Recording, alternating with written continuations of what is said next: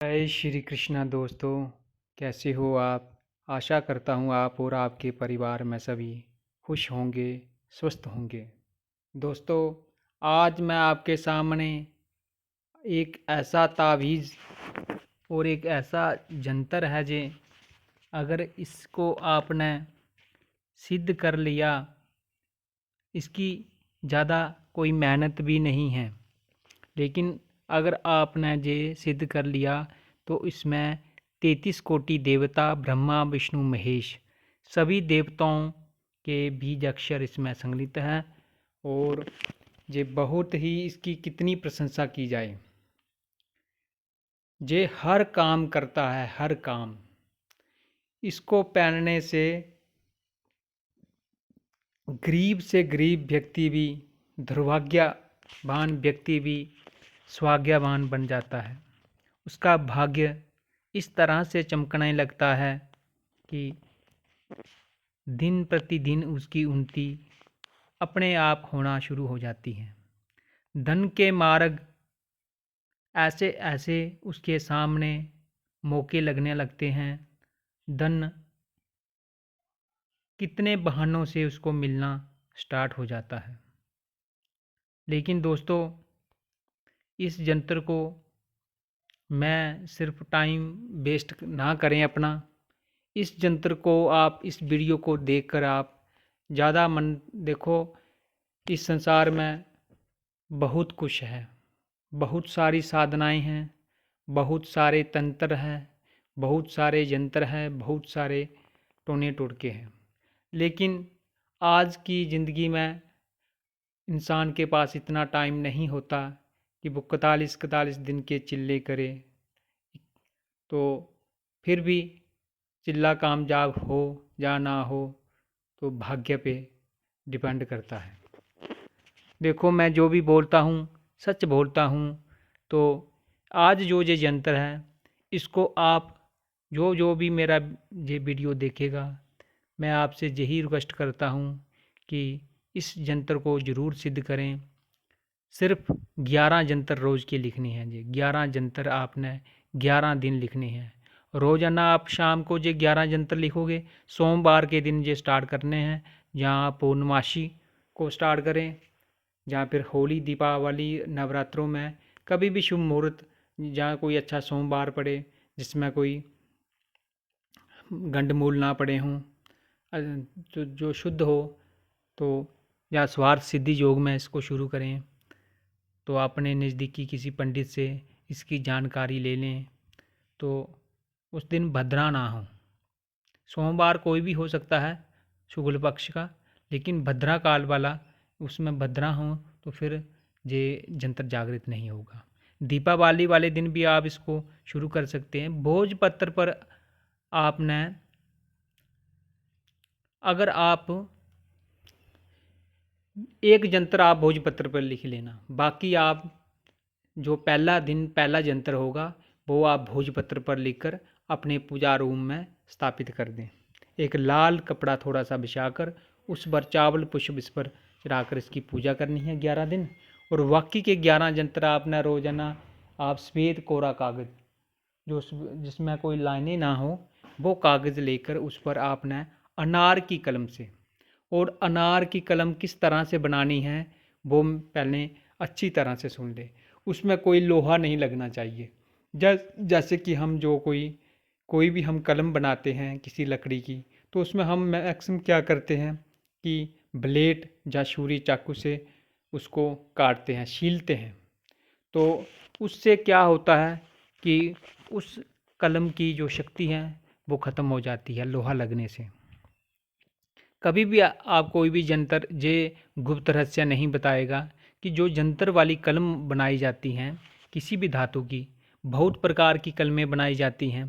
अब अनार की कलम बनाई जाती हैं, पीपल की कलम बनाई जाती हैं, नीम की कलम बनाई जाती हैं, अलग अलग लोहे की कलम बनाई जाती हैं। अलग अलग कार्यों के लिए, अलग अलग कार्यों के लिए कलमों का प्रयोग होता है। इसमें अनार की कलम लगेगी। अनार की कलम आप थोड़ी छोटी सी टहनी लकड़ी उसकी आप ऐसे तोड़ लें हाथ से, और उसको पत्थर पे घिसें। पत्थर पर घिस कर उसको आगे से नुकीला कर लें और नुकीला करने के बाद अष्टगंध की स्याही से ये एक तावीज़ लिखें। तो फिर बाकी के जो तावीज़ हैं वो आप अनार की कलम से ही लिखेंगे।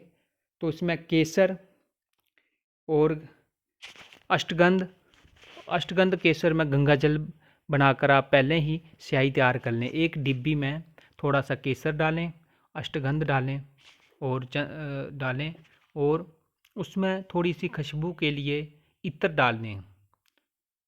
गुलाब का इत्र हो तो वो अच्छा है, जो भी आपको इत्र मिलता है वो उसमें डालकर गंगा जल डालकर उसमें छोड़ दें। 1 घंटा 2 घंटे के बाद क्या होगा, जो अष्टगंध है और जो वो है केसर है वो अपना रंग पानी में छोड़ देगा और उसके साथ आप ये जंतर लिखना स्टार्ट करें। रोज़ाना आपने शाम को जंतर लिखने हैं और सुबह थोड़ा सा आटा गूंदें। आटा में थोड़ा सा आप गुड़ डाल लें। गुड़ डालकर 11 गोलियां बनाएं छोटी छोटी।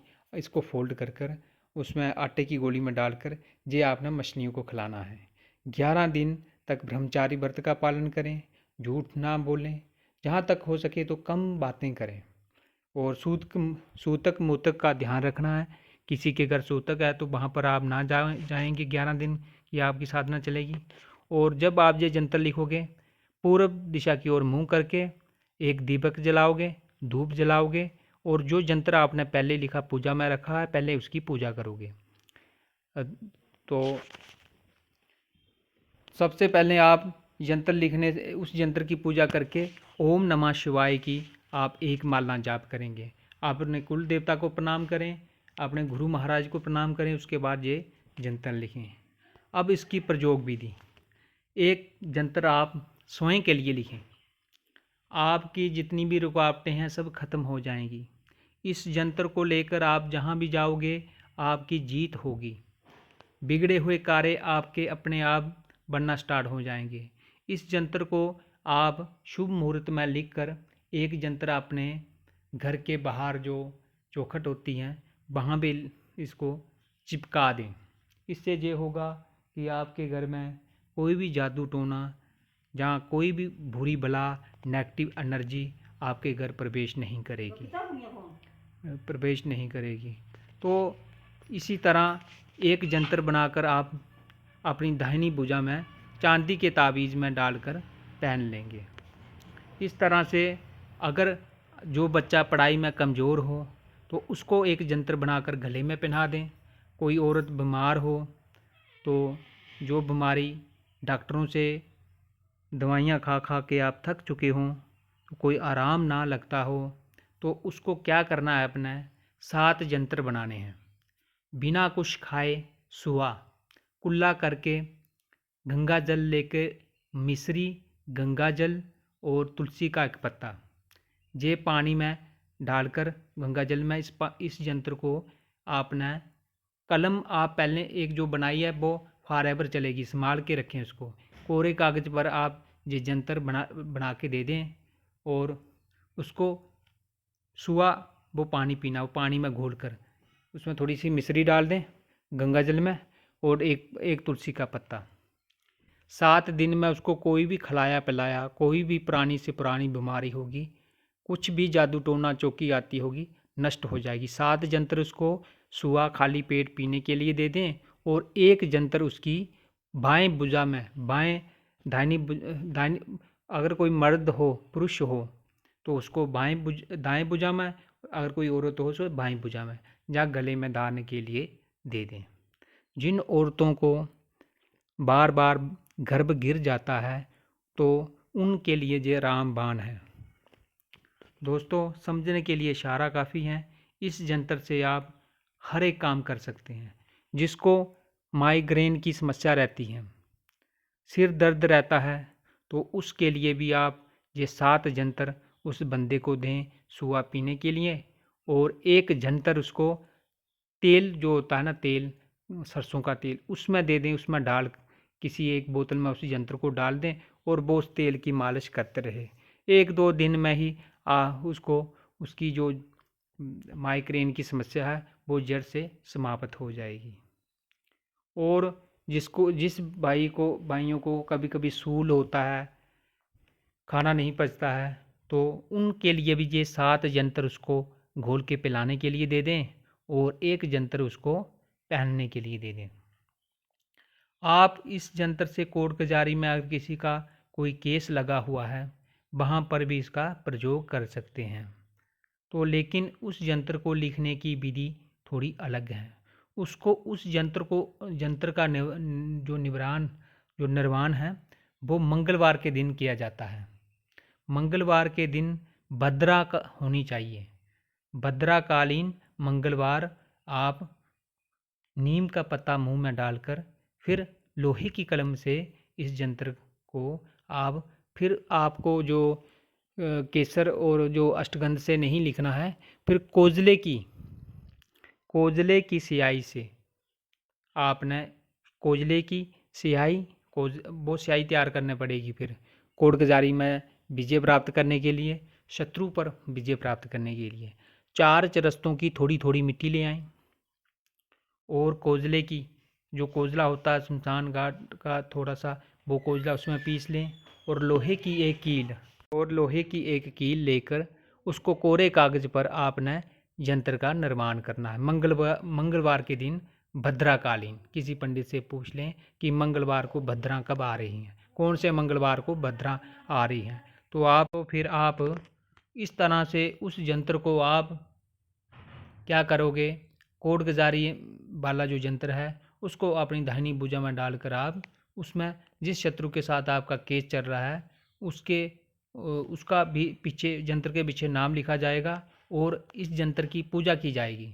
ओम नमः शिवाय की एक माला का जाप करके और यंत्र राज को प्रणाम करें और बोले कि अमुक व्यक्ति है जिससे मेरा केस चल रहा, इसमें मुझे विजय प्राप्त दो 3 बार बोलना है, तो आपका कोर्ट का केस आपके हक में हो जाएगा। जो शत्रु आपको बार बार परेशान करता है तो उसके लिए इस यंत्र को बनाकर आपने उस व्यक्ति का नाम लेके और यंत्र राज की पूजा करके आपने उस यंत्र राज से प्रार्थना करके उस अमुक व्यक्ति का वो छुटकारा दिलवाने के लिए प्रार्थना करें, वो व्यक्ति आपका पीछा छोड़ देगा। इसी के साथ और भी आप समझदार के लिए इशारा काफ़ी है। इसी के साथ वीडियो लंबी हो रही है, मैं इस वीडियो को विराम देता हूँ। जय श्री कृष्ण।